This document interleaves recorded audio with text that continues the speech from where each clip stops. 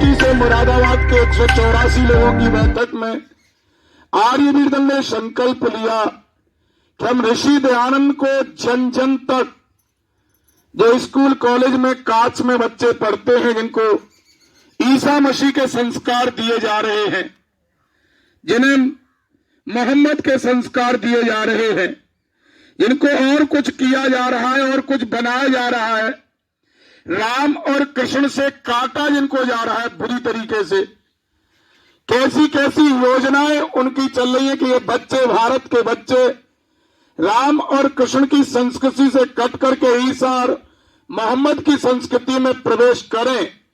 इन योजनाओं को ध्वस्त करने के लिए बिना कुछ साधनों के 1 इंच जगह भारतवर्ष में आर्यवीर दल पर नहीं है। कोई बहुत बड़ा साधन संपन्नता नहीं है, लेकिन संकल्प लिया कि हम 1 लाख लोगों तक, नए लोगों तक उत्तर प्रदेश में जाएंगे। आपको सुनकर के बड़ी प्रसन्नता होगी कि अप्रत्यक्ष रूप से हम 5 लाख लोगों को ऋषिवर देव दयानंद की चर्चा के माध्यम से संदेश दे चुके, और प्रत्यक्ष रूप से हमारे पास 51,000 कुछ, यहां भी एक शिविर लग रहा है जिसमें 70 बच्चों के फॉर्म भरे गए हैं माननीय उमानंद जी के द्वारा। भाई शिवदत्त जी एक गुरुकुल के ब्रह्मचारी हैं, उन्होंने लगा रखा है जौहरी में। तो ये इस प्रकार से हम लोगों ने 51,000 बच्चों को आर्यवीर दल के माध्यम से प्रशिक्षित किया है। लेकिन मैं आपसे कुछ और चर्चा करना चाहता था। आदरणीय गुरुदेव, इनकी कितनी प्रशंसा की जाए, ऐसा मिशनरी व्यक्ति मैंने कोई दूसरा नहीं देखा। कोई भी वृंदावन आता है, चाहे कितने भी रुपए का साहित्य हो, चाहे कुछ भी काम हो, उसको मिशनरी की तरह पहले सेवा करना। दुनिया में कोई तुम्हारे उपदेशों को सुनकर के तुमसे नहीं जुड़ेगा। मैं कोई कड़वी बात कह रहा हूं तो माफ करना मुझे। दुनिया में जुड़ते हैं तो केवल और केवल सेवा से जुड़ते लोग। ईसाइयों ने 7 समुद्र पार करके यहां पर जितनी 2.5-3 करोड़ ईसाई हैं जो हमारे भाई थे, या 4 करोड़ के आसपास ईसाई हो रहे हैं, ये कोई उपदेश देकर के तुमसे नहीं तोड़े गए। ये केवल सेवा के माध्यम से, उनसे तुम बात नहीं कर सकते हो। उनका सारी कल्चर ईसाई कल्चर हो चुकी है, उनकी सारी मान्यताएं ईसा मसीह के अनुसार है। इतनी दूर से आकर के तुम लोगों को तोड़ा है तो केवल और केवल सेवा से तोड़ा।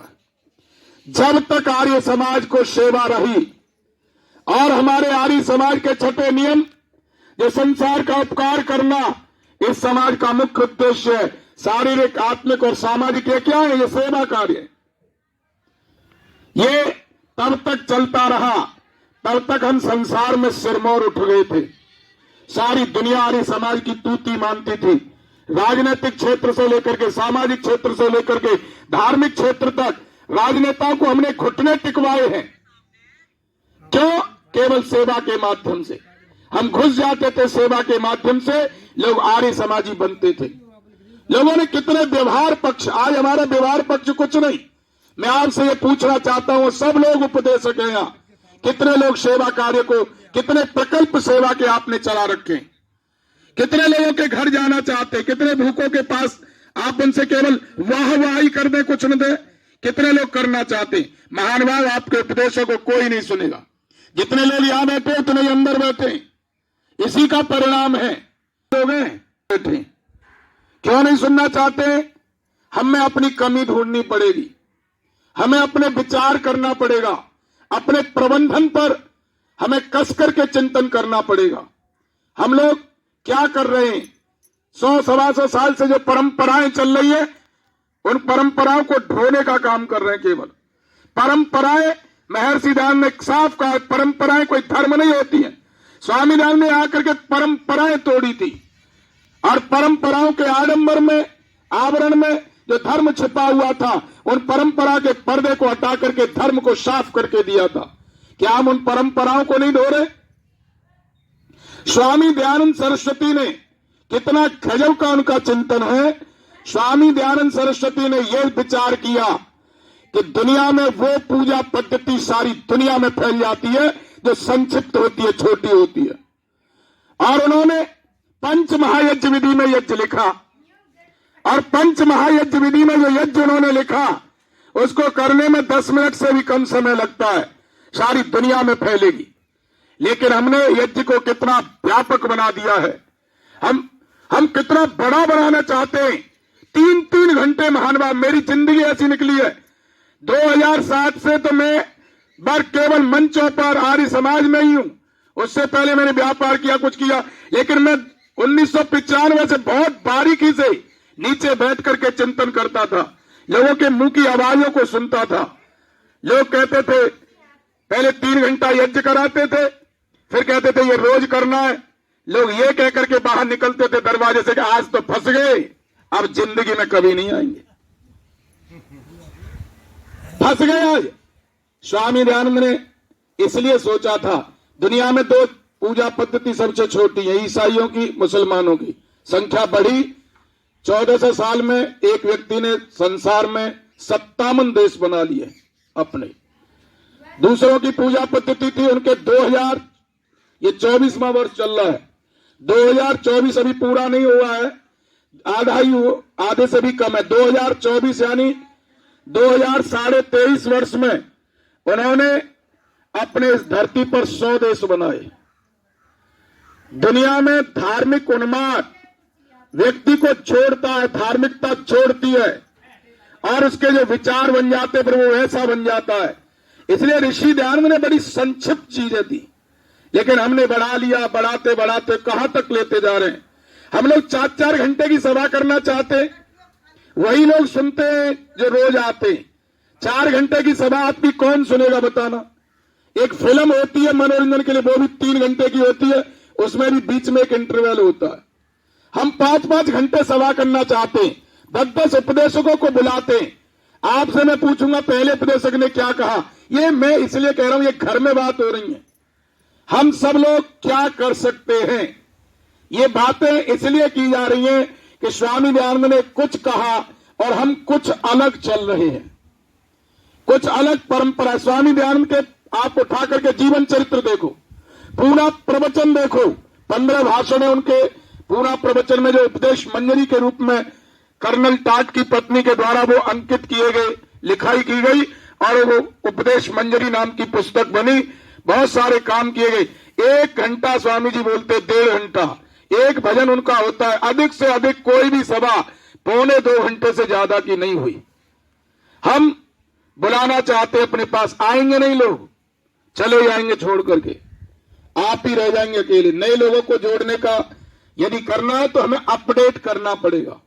दूसरे लोगों को देखिए, इतने संप्रदाय के रूप में खड़े हो रहे हैं, उनकी कोई बात में दम नहीं है, उनके कोई सिद्धांत नहीं है, उनकी कोई तर्क प्रमाण नहीं है, वैज्ञानिक आधार पर नहीं है, न वो कल्याण करने वाले कोई कार्यक्रम है उनके। हमारे कार्यक्रम सैद्धांतिक है, तार्किक है। हमारे एक एक उपदेशक कितनी मेहनत करता है, कितनी मेहनत वो करते हैं। जब यहां पर 1 घंटे बोलते हैं तो 100 घंटे की मेहनत करने के बाद बोलता है आदमी। कितने उपदेशक, भजन उपदेशक कितनी मेहनत करते, तर्क ढूंढते, प्रमाण ढूंढते, जब यहां बोलते, लेकिन उनका हम सही लाभ नहीं ले पा रहे, उनका सही लाभ हम समाज को नहीं दे पा रहे। उसके लिए हमें प्रबंधन सीखना पड़ेगा, और अधिकांशतः इसी परंपरा में लोग चलते चले जा रहे हैं, और लोगों की संख्या दिन प्रतिदिन कम होती जा रही है, और हम लोग इस पर कोई चिंतन नहीं कर रहे हैं। जैसे एक जागरण कराने वाला जागरण करा करके ये सोचता मैंने काम कर लिया है, वैसे ही कोई भागवत कराने वाला भागवत, ऐसे हमने सोच लिया हम झलसा कराना हमारा काम है, कोई सुने या न सुने। दूसरी हमने एक चीज और सोची है कि हमारा कर्म है काम करने का, करवाने का। लेकिन कोई आओ मत आओ, जाओ कुछ सीखो, सुनो मत सुनो, बदलो न बदलो, संगठन बढ़े न बढ़े, इसके लिए लेकिन हमें ये चिंतन करना पड़ेगा कि हम किस उद्देश्य के लिए काम कर रहे हैं, वो उद्देश्य में हम कितने सफल हैं। हम लेखा जोखा नहीं करते। एक दुकानदार लेखा जोखा रोज करता है, यदि उसको 10 दिन घाटा जाने लगे तो बंद कर देगा काम को, महीने भर। और हम लगातार कभी लेखा जोखा नहीं कर रहे, घाटे का देखते नहीं है, सौदा नहीं देखते। इसके लिए मैं आप सबसे प्रार्थना करता हूं, बड़ी करवद्र प्रार्थना करता हूं। ये कठोर शब्द जरूर है, लेकिन इसके लिए हमें चिंतन करना पड़ेगा। आज हमारा केवल भोजन पर ध्यान होता है। हमारे कार्यक्रम शहीद हो जाते, अयोग्य संचालकों के कारण भी शहीद होते। कुछ उपदेशक का कहने का तात्पर्य कुछ होता है और संचालक उसको कहीं और ले जाता है, उसके कारण हमारे सारे कार्यक्रम विफल होते जाते। कुछ भोजन के कारण होते चले जा रहे। हमारा सारा ध्यान लोगों की केवल इस पर है कि हम किस प्रकार से उनको सेवा दे पाएंगे। लोग ये न कह पाए कि भाई उन वहां गए, वहां व्यवस्था ठीक नहीं थी। इसके कारण जो ब्राह्मण वर्ग है, जो यहां मंच पर बोलता है, वो उपेक्षित होता जा रहा है। उसकी योग्यता खत्म होती चली जा रही है, क्योंकि उसका सम्मान नहीं है, उससे बड़ा सम्मान किसी और चीज का होता चला जा रहा है। ये हमारी यही नहीं है केवल, यहां तब भी अच्छी व्यवस्था है, बहुत अच्छी। डॉक्टर साहब ने इनकी भूर भूर प्रशंसा करता हूं। मैं 6-7 बार, 5वीं या 6वीं बार आज आया हूं इस कार्यक्रम के निमित्त। लगातार लगने से अपने हाथ से 3 कुंटल समिधा बनाना ये मामूली खेल नहीं है। पूरी सब व्यवस्था देखना, अकेले भागते हैं, अपनी गाड़ी पर भागते हैं, अकेले जा रहे हैं, दौड़ रहे हैं, चिंतन कर रहे हैं, काम कर रहे हैं, पैसा खर्च कर रहे हैं, सब कुछ होता चला जा रहा है। मैं उनकी भूर भूर प्रशंसा करता हूं, उनकी त्याग तपस्या को नमन करता हूं। लेकिन आप सब लोग आयोजक हैं किसी न किसी कार्यक्रम के, चाहे व्यक्तिगत कार्यक्रम कराते हो, चाहे आप आर्य समाज का सामाजिक कार्यक्रम कराते हो, या जनपद स्तर पर नेतृत्व करते हो। हम पहले चिंतन करें हमारा उद्देश्य क्या है। हम पेपर पर वर्क करें, टेबल पर बैठ करके सोचे कितने लोग आएंगे, कैसे आएंगे, हमें क्या सुनवाना है, किस प्रकार से ऋषि ध्यान के उस करणवंतो विश्वम आर्यम, जो सारे संसार को आर्य बनाने का उद्देश्य हमारा उद्घोष सारे संसार को, जब तक एक भी अनार्य है, पूरी धरती पर 200 देश है, कितना बड़ा गजब का लेकर के चल रहे उद्घोष को। उसमें ईसाई है, मुस्लिम है, कम्युनिस्ट है, जो वामपंथी उल्टे मार्ग पर चलते हैं, उन तक जब तक हमारा लक्ष्य है कि एक भी अनार्य इस धरती पर नहीं रहना चाहिए, जब तक तो हमारा उद्देश्य आर्य का ये करणवंतो विश्वम आर्यम का लक्ष्य चलता रहेगा। कितना बड़ा संकल्प, इतना बड़ा लक्ष्य, लेकिन उस लक्ष्य को प्राप्त करने के लिए योजना हमारी 2 कौड़ी की होती जा रही। योजना पर हम ध्यान नहीं दे पा रहे। इसलिए मैं आप सबसे प्रार्थना करता हूं कि बहुत सारी योजनाएं हम लागू करें। सबसे पहले जहां पर भी हम कार्यक्रम कर रहे हैं, वहां के लोगों से जरूर मिलें, उनको नेतृत्व दें, उनको बताएं। मैंने देखा है ये 35वां यज्ञ यहां पर होगा, और मुझे बहुत चिंता हो रही है कि किस प्रकार से कल यज्ञ होगा। क्योंकि हम लोग तो 500 तो आर्यवीर लेकर के आते थे पूरे यज्ञों में, 1,000, 3,000 तक हमारे आर्यवीर युवा आए हैं। 200, 300 की यजमानों की सूची सबकी बनी हुई आती है पहले से ही।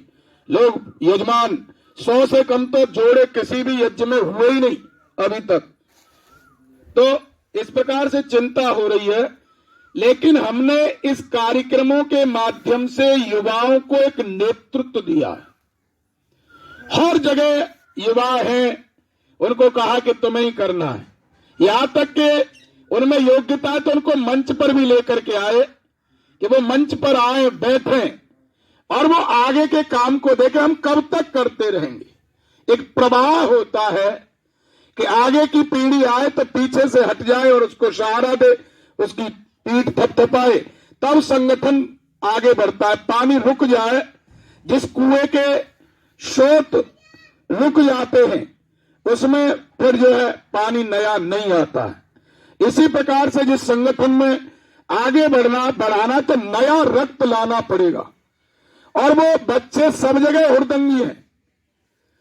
ये मत घबराइए कि ये तो बेकार वाले के, ये कुछ नहीं कर सकते। हम बहुत जल्दी रिजल्ट दे देते, परिणाम दे देते। अरे उसमें शराबी भी आएगा, जारी भी आएगा, जो कमजोरी है वो भी आएगा। हम सुधार किसको रहे। आप महानुभाव, यदि आपकी समझ में आ जाए तो महात्मा नारायण स्वामी जी ने एक पुस्तक लिखी है कर्तव्य दर्पण, जो आर्यवीर दल के संस्थापक हैं। वो आर्य समाज झलक बोल चुके, सार्वदेशिक सभा के लंबे समय तक प्रधान रहे, आर्य प्रतिनिधि सभा लखनऊ के प्रधान रहे लंबे समय तक। आर्य दल की स्थापना उन्होंने की थी। उन्होंने एक पुस्तक लिखी है कर्तव्य दर्पण, प्रत्येक आर्य की जेब में जरूर होनी चाहिए, उसमें कर्तव्य बताए।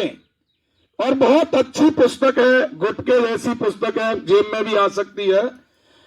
उसमें एक उपनियम है आर्य समाज का, कोई भी आर्य समाज का सदस्य हो सकता है। ध्यान दें मेरी बात का, कोई भी। आप कहेंगे शराबी, तो मैं उनकी तरफ से हाँ कर रहा हूं, हाँ। आप कहेंगे ज्वारी, मैं कहे हाँ। फिर बोले आर्य समाज खराब हो जाएगी इससे, तो बोले ना, ये गारंटी हमारी है। यदि उपनियमों के अनुसार हम चलें, हमने कोई आर्य समाज बनाई और बनानी चाहिए। यहां भी 11-12 युवा इकट्ठे होते, हमें आर्य समाज भले ही रजिस्ट्रेशन हो या न हो, लेकिन एक कमेटी जरूर बनानी चाहिए जिससे आगे इस प्रकार के काम होते रहे। चाहे कैसे भी लोग हों, चाहे एक ही आर्य समाजी हो, उसमें 10 बिल्कुल कुछ नहीं जानते हो, लेकिन हमें आर्य समाज गठित कर देनी चाहिए, कमेटी बना देनी चाहिए। अब कहेंगे आपके ऐसे लोगों को लेकर के आर्य समाज में बदनामी हो जाएगी, तुम्हारे तो शराब पी रहे थे, तुम्हारे ये कर रहे थे, तुम्हारे ये कर रहे थे। ना ना ना, दुनिया में पहला ऋषि दयानंद ऐसे व्यक्ति हैं, पहले व्यक्ति है ऋषि दयानंद। इन्होंने दुनिया में 3 प्रकार की सदस्यता दी। 3 प्रकार के लोग हैं संगठन में, दुनिया में 2 प्रकार के। मैंने देश और विदेश की मुसोलिनी, हिटलर, रोमियो रोला तक का इतिहास पढ़ा है, इनकी संस्थाओं को पढ़ करके देखा है। सबके 2 प्रकार के, एक सदस्य और एक अधिकारी। जितनी भी राजनीतिक पार्टियां सब में सदस्य अधिकारी, लेकिन आर्य समाज एक अनूठा संगठन है जिसमें 3 प्रकार के लोग होते हैं। एक साधारण सदस्य, दूसरे अंतरंग सदस्य जिन्हें आर्य सभासद कहा जाता है, और तीसरे अधिकारी होते हैं।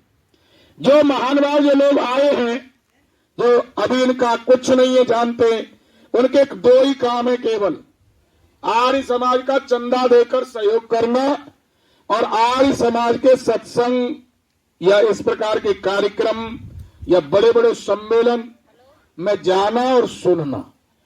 इसके अलावा उनको कोई सुझाव देने का अधिकार, कोई आर्य समाज में इंटरफेयर करने का अधिकार, कोई मीटिंग में बैठने का अधिकार, कुछ भी नहीं। अब कहेंगे ये क्या हुआ? जब तक वो साधारण सदस्य मान ली शराब पीता है, शराबी को हमने लिया ही नहीं, तो वो सुनेगा क्या यहां करके? सुनेगा नहीं तो बदलेगा कैसे? पहले ज्ञान नहीं होगा तो कर्म कैसे करेगा? ज्ञान, वो शराब की हानि सुनेगा, यहां पर आकर के देखेगा लोग सात्विक हैं, बड़ा सम्मान प्राप्त करते हैं, एक दूसरे का बड़ा सम्मान करता है, सम्मान में आएगा, सेवा कार्य देखेगा, अन्य कार्य देखेगा, तो वो फिर उस आदत से, जो भी आदत खराब है उससे छूटेगा। अब स्वामी जी कह रहे हैं कब तक उनको मीटिंग में नहीं बैठना है, कब तक आर्य समाज का नेतृत्व नहीं करना है, कब तक नहीं करना है? तो स्वामी जी फिर उपनियम बनाते हैं कि जब तक उसका 2 वर्ष तक वेदानुकूल आचरण न हो जाए। कैसा आचरण? वेदानुकूल। वेदानुकूल का मतलब वेद के अनुसार जो जो आचार संहिता आर्य समाज की है, वो आचार संहिता वो उसको पालन करता है कि नहीं करता है। यदि नहीं करता है तो जीवन भर भाई इधर ध्यान दो, आपका ध्यान छूटेगा। इसलिए मैं बड़ी निवेदन आपसे कर रहा हूं, हाथ जोड़ करके प्रार्थना कर रहा हूं कि हम कैसे उठेंगे इस संगठन को लेकर के। वो वेदानुकूल आचरण उसका 2 वर्ष तक होता है, तब मंत्री प्रधान दोनों विचार करके उसको आर्य सभासद बनाएंगे। जब आर्य सभासद बनेगा तब वो प्रधान के लिए भी खड़ा हो सकता है और भी सुझाव दे सकता है, और भी जो आर्य समाज के पदाधिकारी हैं या आर्य सभासद अंतरंग सदस्य भी रह सकता है, कहीं न कहीं वो काम करेगा। यदि वो वेदानुकूल आचरण नहीं करता है, अपनी आदतों से बाज नहीं आता है, तो वो हमारे समाज का एक हिस्सा होगा केवल, वो हमारा सहयोग करेगा, हमारे कार्यक्रमों को सुनेगा, हमारी भीड़ का हिस्सा होगा, हमारे एक वातावरण का हिस्सा होगा और लगेगा कि आर्य समाज बहुत बड़ा है। ये बात भी हमको आज परंपरा में हम केवल उन्हीं लोगों को सदस्य बनाना चाहते हैं जो वेदानुकूल आचरण जीते हैं या हमें अच्छे लगते हैं या उनका हमें लगता है वेदानुकूल आचरण है या नहीं है, लेकिन हमें लगता है हमारी दृष्टि में अच्छे होते, उनको हम बनाना चाहते हैं, फिर हम वहीं की वहीं रह जाएंगे। अच्छों के जैसे अब यहाँ पर केवल वही लोग उपस्थित हैं जो आर्य समाज को पहले से जानते हैं। इसलिए हमें आगे बढ़ने के लिए ये काम करना पड़ेगा। दूसरा, प्रत्येक आर्य समाज में महात्मा नारायण स्वामी के समय पर सार्वदेशिक के प्रधान थे, तो आर्य वीर दल का अधिष्ठाता बनाने का निर्देश होता है। आर्य वीर दल का नियमावली में स्थानीय आर्य समाज, ये दुर्भाग्य भी है कि हम जिला सभा के लोग बन जाते प्रधान, आर्य समाजों के अधिकारी रह जाते और हमने नियमावली देखी तक नहीं है। धरती पर पहला ही संगठन ऐसा होगा, दुनिया में पहले नियमावली पढ़ते हैं, बाद में संगठन में आते हैं। और हम संगठन में हमने बहुत पूरे प्रदेश में 1000 से ऊपर आर्य समाजों के अधिकारियों को मैं व्यक्तिगत रूप से जानता हूं, पूरे प्रदेश में, बलिया से लेकर के मथुरा तक और सहारनपुर से लेकर के, और हम इधर चले जाए शाहजहांपुर तक, पीलीभीत तक, बहुत सारे आर्य समाजों को व्यक्तिगत रूप से जानता हूं। हम पूछते बड़े मन हाथ जोड़ करके, सारी बातें यहां कर रहे हैं ऐसे तो नहीं होती है, आपने प्रधान जी आर्य समाज की नियमावली पढ़ी है? बोले ना। मैंने फिर तो चल गया आर्य समाज। जब हम नियम ही नहीं जानते, देश चलाने के लिए सरकार को संविधान की जानकारी होगी, जब वो देश चला सकता है। वो बताएगा कौन सी धारा है, ये जज बैठा है तो वो संविधान पहले जानेगा, फिर जब वो न्याय कर सकता है। हम कैसे आर्य समाज चला पाएंगे जब हम नियमावली के बारे में भी नहीं जान पाएंगे। इसलिए प्रत्येक आर्य समाज में एक आर्य वीर दल के अधिष्ठाता की नियुक्ति प्रधान द्वारा की जाती है, जिस समय उस पूरी कमेटी बनाई जाती है, और प्रत्येक आर्य समाज में आर्य वीर दल की शाखा लगाने का निर्देश है। चाहे उसकी कमेटी है, चाहे उसके पास स्थान है या नहीं है, हमें निश्चित रूप से आर्य वीर दल के लोगों को आगे बढ़ाना है। आर्य वीर दल में बच्चे आएंगे, बहुत सारी योजना आप कर सकते, बहुत सारे रिटायर अध्यापक हो जाते हैं, और भी होते। क्या कोई भी पढ़ा लिखा व्यक्ति क्या 6, 7, 8 के बच्चों को पढ़ाने की योग्यता नहीं रखता है? आराम से रखते हैं। अरे कुछ भी योग्यता नहीं है तो हम आर्य समाज के प्रश्न साधारण रूप से रटवा सकते। वेद कितने, आधा घंटा उनको बुलाएं, बहुत लंबे समय युवा नहीं रहेगा। आप सोचे आज ही वैदिक धर्म का फूफा बना करके इसको 4-6 घंटे उपदेश दे दूं, 15-20 मिनट से ज्यादा तुम्हारी बात कोई सुनेगा नहीं। केवल 15-20 मिनट के लिए 4-6 बच्चों को बुलाओ। क्या जाता है, 12 केले मंगवा लीजिए, केले चलते समय दे दो, टॉफी दे दो, चना मुरमुरा दे दो। बच्चे प्रसाद के नाम से आएंगे और वैदिक धर्म की घुट्टी पी करके जाएंगे, जो आगे चल करके आर्य समाज के कृणवंतो विश्वम आर्यम के उद्घोष को सार्थक करने के लिए खम्भ तैयार होंगे। निश्चित रूप से लोगों ने किसी से प्रेम करना है तो उसके बच्चे से प्रेम करना शुरू कर दो, पूरी कॉलोनी, पूरा गांव तुमसे प्रेम करने लगेगा। हम कुछ तो करना नहीं चाहते सिवाय उपदेश के। अपने गांव में हम बैठते हैं, 8 दिन का ही समय, 8 दिन की क्लास लगाओ, चाहे भले ही 4 बच्चे आए, 2-2 केला, 8 केले ले जाएंगे, तुम्हारा क्या जा रहा है? ये तो पैसा तो जाना है, खर्च करो या न करो, तुम्हारे हाथ से तो छूटना। परमात्मा की व्यवस्था ही ऐसी है, संसार की संरचना ही ऐसी है, आप इसको रोक नहीं सकते। जोड़ भी लोगे तो आपका ट्रांसफर यहां से दूसरी जगह कर दिया जाएगा, उस पैसे से तो हटना ही पड़ेगा। इसलिए जितना सदुपयोग हो सके धर्म कार्यों में, जितना अच्छे कार्यों में हो सके, बहुत सारी बातें हैं। आपके आर्य समाज के बहुत सारे ऐसे जलसे होते हैं कि मंच पर बैठने वाले लोगों की संख्या ज्यादा और नीचे बैठने वालों की संख्या कम होती है। हमसे लोग कहते लोग आते नहीं। मैं कि तुमने बुद्धि कब लगाई है? जिस दिन तुम सोचना प्रारंभ कर दोगे उस दिन तुम्हें निदान मिलेगा। ये ऐसी संरचना मनुष्य के शरीर की ईश्वर ने की है। बोले क्या करें? मैं कि आपके पास 3-4 इंटर कॉलेज है? बोले हैं। मैंने उनसे कहो जाकर के हमारा उत्सव हो रहा है साहब। बोले क्या? आप लाखों रुपए खर्च करते हैं उस पर, 2-4 हजार और खर्च करो युवाओं के ऊपर। आप उनसे कहो कि 6 से लेकर के 12वीं तक 3, 6, 7, 8 की, 9, 10 की 2, 11, 12 की 2, 4 और 3, 7 क्लास हुई, और 3 बच्चे जो पूरी क्लास में प्रथम, द्वितीय, तृतीय आए हैं उनको हमारे पास भेजिए, हम उनका सम्मान करेंगे। अरे 21 प्रमाण पत्र छपवा लो कागज के, 5 रुपए का आता है। 21 पंजे 110, वो 105 रुपए के प्रमाण पत्र छपेंगे अपनी आर्य समाज से। वो योग्य बच्चे हैं, 1 घंटा उनको उपदेश दो। क्रीम मिली न मिली, पूरे स्कूल की क्रीम आई है, चूंकि प्रथम द्वितीय तृतीय सेट प्रमाणित है, विद्यालय में नंबर ज्यादा लेकर के आए, और वो 21 बच्चों को आपने अपनी आर्य समाज में उत्सव में बुला करके सम्मानित कर दिया। यदि 105 रुपए से ज्यादा है आपकी, तो 25-30 रुपए के मेडल आते, शील्ड आते 50-50 रुपए के, तो आपने 1100 रुपए भी खर्च किए, और तो वो बच्चे कभी जीवन में आपके आर्य समाज को नहीं भूलेंगे। उन्हीं बच्चों के नंबर लीजिए, आसपास के बच्चों को अपने सत्संग में बुलाने का प्रयास करिए। एक बीमा एजेंट को देखो, वो बीमा के लिए कितने प्रयास करता है, ऐसे ही हमको भी करने पड़ेंगे। नई पीढ़ी लाने के लिए प्रयास करना पड़ेगा। आप सोचे कि घर बैठे उपदेश देने से, कहने से लोग जुड़ जाएं, तो ये तो आप इतिहास को उठा करके देखो। विश्वामित्र गए थे राजा राम और दशरथ, वो दशरथ से राम और लक्ष्मण को लेने के लिए, दशरथ ने मना कर दिया। इतनी जल्दी थोड़ी जुड़ते हैं लोग, दशरथ ने मना कर दिया, नहीं हम नहीं देते। आप कहो तो मैं चलता हूं राजन स्वयं, वो ऋषवर, मैं स्वयं चलता हूं, आपके राज्य की रक्षा करूंगा। लेकिन विश्वामित्र ने घुटने टेक दिए, अड़ा दिए, बोले कुछ नहीं, तू क्या इसको राष्ट्र की अपनी संपत्ति मानता है? राम और लक्ष्मण को ये राष्ट्र की संपत्ति है, मैं इनको प्रशिक्षण दूंगा, ये करूंगा, वो करूंगा, इनको आगे बढ़ाऊंगा, और तू इसको घर में सड़ाना चाहता है बच्चों को।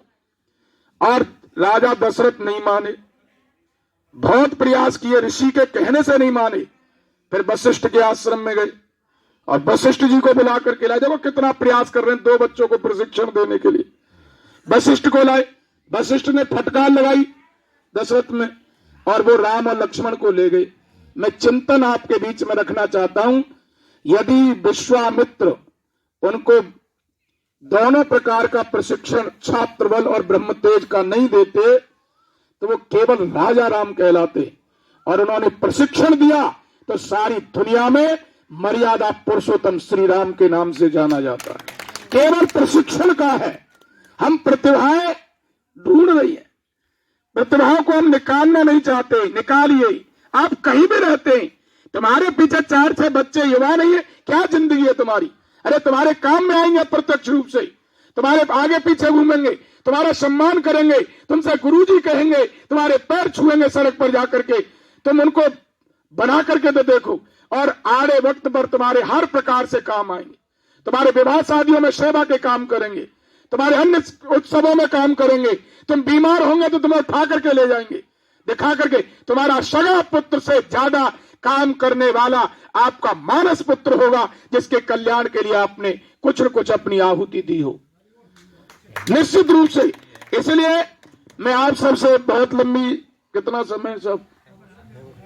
समय हो गया है, मैं फिर पुनः प्रार्थना करता हूं, चूंकि ये उपदेशकों की सभा है, कोई कड़वा शब्द लगा हो तो मैं उसके लिए क्षमा प्रार्थी हूं। आपका बहुत बहुत धन्यवाद।